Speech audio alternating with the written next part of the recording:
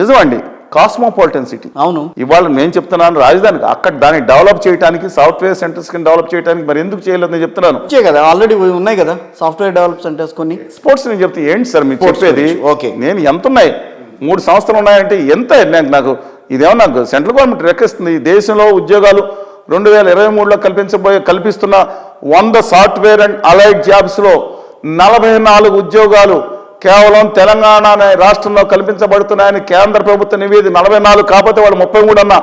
ఈ దేశం మొత్తం మీద వచ్చే ఉద్యోగాలు 33 ఉద్యోగాలు, 44 ఉద్యోగాలు తెలంగాణ ప్రాంతంలో కల్పించబడుతుంటే ఆంధ్రప్రదేశ్లో కనీసం 4 ఉద్యోగాలు కూడా రావట్లేదంటే పరిస్థితిని ఎవరిని విమర్శించుకోవాలి?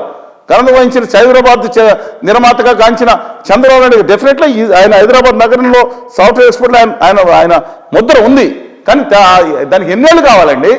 2-3 ఏళ్ళు సరిపోదా? 10 ఏళ్ళ నుంచి ఏం చేస్తున్నారు ఇద్దరు పాలకులు అభిమానులకు కోపాలొస్తే నేనేం చేయను. అమరావతిని 4 ఏళ్లలో అభివృద్ధి చేసేస్తాం, ఒక రాజధానిగా చేస్తామని చెప్పి కళలు చూపించి మొత్తం అంతా గ్రాఫిక్స్ చూపించినప్పుడు అప్పుడు కనపడలేదా? ఆ రోజున వైజాగ్ని అభివృద్ధి చేయండి అని చెప్పి మీలాంటి మేధావులు ఎందుకు చెప్పలేకపోయారు ఆ రోజున?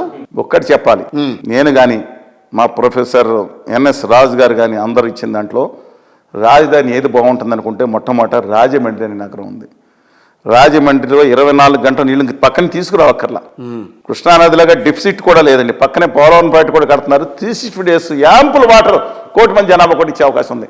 ఆల్ వెదర్ ఎయిర్పోర్ట్ ఉంది పక్కన, నేషనల్ హైవే పక్కనే ఉంది, రైల్వే లైన్ ఉంది, మొత్తం అన్ని ఉన్నాయి. నేననేది యాంపుల్ ల్యాండ్ ఉంది. మళ్ళీ చెప్తాను, యాంపుల్ ల్యాండ్ ఉంది. మేము కావాలనుకున్నా సరే ప్రొఫెసర్ సదాశివరెడ్డి గారు మా ఉపాధ్యక్షులు అనంతపురం జిల్లా ఎస్కి చాలా పోరాట యోధుడు సార్. మరీ గోదావరి పైన పెట్టుకుంటాం ఏంటండి కింద అనుకుంటే, తర్వాత రాష్ట్ర ప్రభుత్వం కృష్ణానది కింద తీసుకుందాం, మంచి నిర్ణయమే, తప్పట్టాల్సిన పని లేదు. కానీ నేను అడుగుతున్నాను, సమగ్ర అమరావతి ఒక రాజధానిగా, ఎందుకంటే ధాన్య కటకం ఆంధ్ర శాతవాహనుల బ్రహ్మాండమైన రాజధాని, ఉమ్మడి ఆంధ్రప్రదేశ్ చిహ్నం ఏది? పూర్ణకుంభం. ఎవరు ఆ రోజు పాలకులు?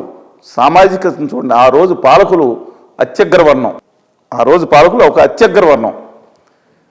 అక్కడ ఈ గుర్తు చేసింది విద్యకుడు అనే నాగోపాధ్యాయ కొడుకు. ఇప్పుడు ఆంధ్రప్రదేశ్ తెలంగాణకు ఉందో కదా పూర్ణకుంభం. అవును, పూర్ణకుంభం. ఇంత ఇవాళ కూడా ఒక విద్యకుడు అనే దళితుడు, ఒక మాదిగ వర్గానికి సంబంధించిన వ్యక్తి. అలాంటి గొప్ప మాల కన్నం నీడు పర్నాటి ఆర్మీ కమాండర్ ఇన్ చీఫ్, ఈ దేశ చరిత్రలో కమాండర్ ఇన్ చీఫ్ కింద ఒక దళితుడు పోరాడిన ఘటనలు ఈ దేశ చరిత్రలో ఎన్నున్నాయి. రమ్మండి. ఆవిడ జుల్కా జీ ఇక్కడ మణిపూర్ కాదండి, ఝాన్సీ లక్ష్మీబాయి ఓకే తో పాటు వెనకాల ఉన్న మనం తర్వాత ఒక, కానీ కమాండర్ ఇన్ చీఫ్ కాదు అక్కడ. ఆ ఘటనలు ఉన్న అంతటి గొప్ప వైవిధ్యం ఉన్నది ఉంది. రాజధాని నిర్ణయం తీసుకున్నారు. కానీ ఆ రోజు ఏం చెప్పాం? రాజధానిగా చేసి Srikakulam to Hindupuram Ichchapuram to Hindupuram develop చేయమని కోరాం. ఆ రోజు గట్టిగానే ఘోషించాం. నేను దాని గురించి ఆ రోజు రాజధాని సరే ఏం జరిగిందండి. ఇవాళ ఒక్కటే కోరుకుంటున్నాం ఆంధ్రప్రదేశ్లో, ఇవాళ ప్రత్యేక హోదా విభజన హామీలు అనేది చాలా అవసరం. అది ప్రత్యేక హోదా అనేది ముగిసిన చెప్పడానికి నేను పదవజాలం వస్తుంది. ఆ నీచులు కొంతమంది 10 ఏళ్ళ లోపే రావాలి ఇది, ఆ తర్వాత టైం అయిపోతుందని దొంగ నాటకాలు ఆడుతూ ఉన్నారండి. వీళ్ళు తమ కుట్ర చేస్తున్నారు. 10 ఏళ్ళ లోపు ఇవ్వాలని ఎక్కడా లేదు. రాహుల్ గాంధీ గారి అధికారంలోకి వస్తే నేను ఇస్తానని చెప్పారు. ఆయన కళ్ళలో నిజాయితీ కనపడింది నాకు. ఢిల్లీలో మా సభల్లో పాల్గొన్నప్పుడు కానీ, ఆయన కోసం నేను వెళ్ళి భారత్ జోడో యాత్రలో కలిసి నేను అడిగినప్పుడు కానీ, ఇవాళ అది ఇంకా లైవ్లోనే ఉంది.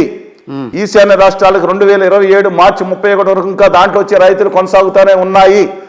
ఆంధ్రప్రదేశ్కి అది ముగిసిన చాప్టర్ లేదా వచ్చే సంవత్సరం ముగిసిపోతుందని చెప్పేవాళ్ళు ఆంధ్ర ద్రోహులు. వాళ్ళు ముఖ్యమంత్రులు కానివ్వండి, కింద ఎంపీటీసీ కానివ్వండి, ఎవరన్నా సరే జూన్కి అయిపోతుంది. అది ఎవరు చెప్పారు? దుర్మార్గులు, చెత్త బ్యాచ్ ఇవాళ డైవర్ట్ చేస్తున్నారు. అవ్వదు. దయచేసి చెప్తాను, ఎక్కడ పార్లమెంట్ విభజన చట్టంలో కానీ ఇచ్చిన హామీలో కానీ టైం లిమిట్ లేదు. 10 ఏళ్ళు 5 ఏళ్ళు కాదు 10 ఏళ్ళు కావాలని చెప్పి ఇచ్చిన కాడి నుంచి ఇవాళ ఇస్తే 10 ఏళ్ళు ఉంటుంది.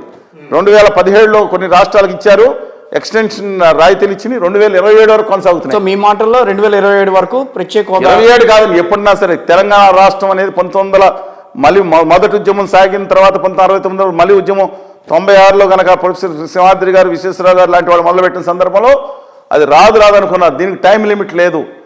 ఇవాళ రాహుల్ గాంధీ గారు ఏం చెప్పారో గమనించండి. కాంగ్రెస్ పార్టీ అధికారంలోకి వస్తే కాశ్మీర్ సమస్య కాదు మొట్టమొదటి సమస్య. ఈ దేశ చరిత్రలో, భారతదేశ పార్లమెంట్ చరిత్రలో కానీ, ఈ దేశ చరిత్రలో ఏ పార్టీ కూడా తమ అధికారంలో, ముఖ్యమైన పార్టీలు అధికారంలోకి వస్తే మొదటి సంతకం పెడతామని చెప్పలేదు. రాష్ట్రాలు చెప్పారు. కాంగ్రెస్ పార్టీ చెప్పింది మొదటి సంతకం ఆంధ్రప్రదేశ్కి హోదా విభజన హామీల కోసం పెడతానని. ఇట్స్ ఇన్ ద లైవ్ అండి. కొంతమంది నీచులు